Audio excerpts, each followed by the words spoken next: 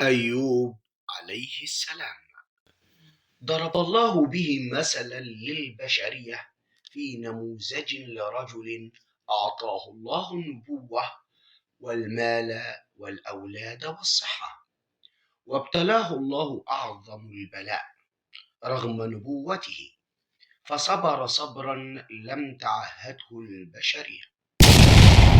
ثروة أيوب عليه السلام. كان أيوب رجلا كثير المال، يمتلك الأنعام والعبيد والمواشي والأراضي المتسعة بأرض الثنية من أرض حوران، وكان له أولاد وأهلون كثير، وعاش على هذه النعم عشرات السنين. بلاء أيوب عليه السلام.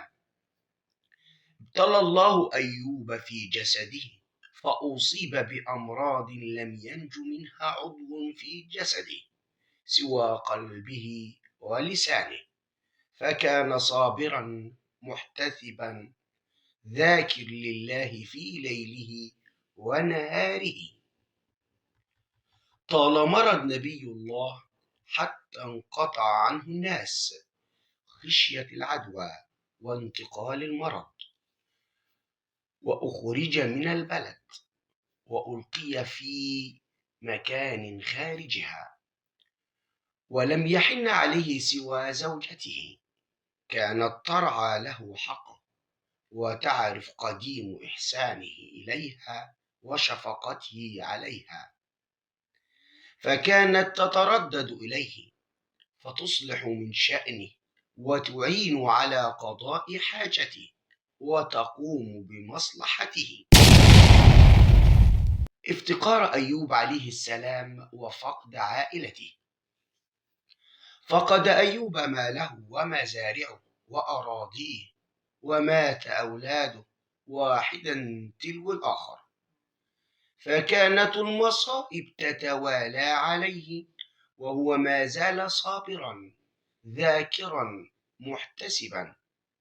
وضعف حاله وحال زوجته، فاضطرت أن تخدم الناس بالأجر لتستطيع إطعام زوجها أيوب، وهي رضي الله عنها صابرة مع زوجها على ما حل بهما من فراق المال والولد والمرض وضيق الذات اليد، بعدما عاشوا سنينا في رخاء ورزق وفير في المال والولد والصحة.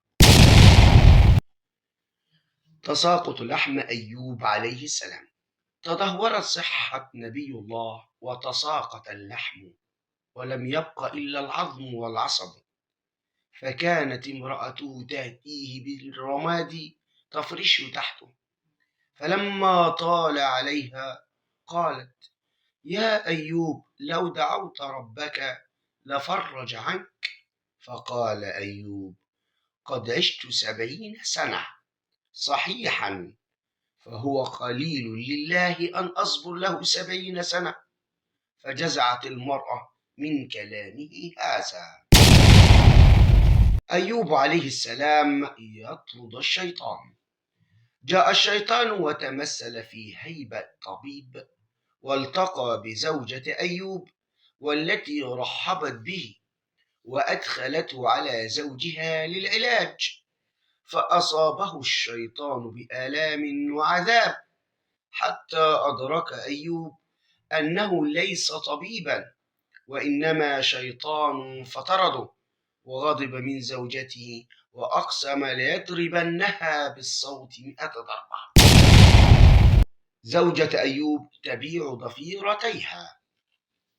ازدادت الأحوال سوءا، فقد امتنع الناس أن يتعاملوا مع زوجة أيوب خوفا من أن يصابوا من بلاء زوجها أو تعديهم زوجته نتيجة مخالطته، فلم يعد يطلبون خدمات زوجته، ولم تعد تستطيع جلب المال للإنفاق على زوجها، فاضطرت لقص إحدى ضفيرتيها وبيعها لبعض بنات الأشراف مقابل طعام طيب كثير.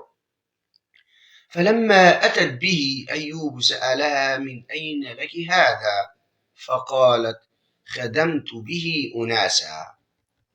وفي اليوم التالي عجزت المرأة أن تعمل لجلب المال، فاضطرت للمرة الثانية أن تبيع الضفيرة الثانية، وأصبح حالها مبتذلا. ولما أتت بالطعام لأيوب حلف ألا يأكل هذا الطعام حتى تخبره من أين جاءت به. فكشفت عن رأسها خمارها، فلما رأى رأسها محلوقا تألم واشتد كربه، فلجأ إلى الله وقال: وأيوب إذ نادى ربه أني مسني الضر وأنت أرحم الراحمين، فاستجبنا له فكشفنا ما به من ضر وآتيناه أهله ومثلهم معهم رحمة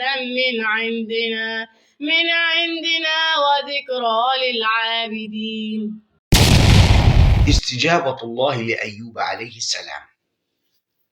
واستجاب الله لدعاء نبيه، وأذن بكشف الضر عن عبده أيوب، فخرج أيوب لقضاء حاجته، وزوجته تمسك بيده وتسنده، وراحت تنتظره حتى ينتهي لتأخذ بيده حتى يرجع، لكنها ظلت تنتظره كثيرا، فقد تأخر على غير عادته. فقد أوحى الله إلى أيوب أن اضرب برجلك الأرض يخرج منها ماء بارد، اغتسل منه واشرب تشفى مما أصابك من كافة الأمراض. ففعل أيوب، فاسترد صحته وعافيته بأحسن حال. فلما عاد لزوجته لم تعرفه وظنته غريبا، وسألته عن أيوب وقالت: أي بارك الله فيك، هل رأيت هذا المبتلي الذي كان هاهنا؟ أخشى أن تكون الكلاب أو الذئاب قد ذهبت إليه. فقال لها: ويحك، أنا أيوب. قالت: أتسخر مني؟ قال: أنا أيوب، قد رد الله علي جسدي. وكانت مفاجأة مدهشة لزوجته التي غمرتها السعادة والشكر لله على فضله وجزائه لعباده الصابرين.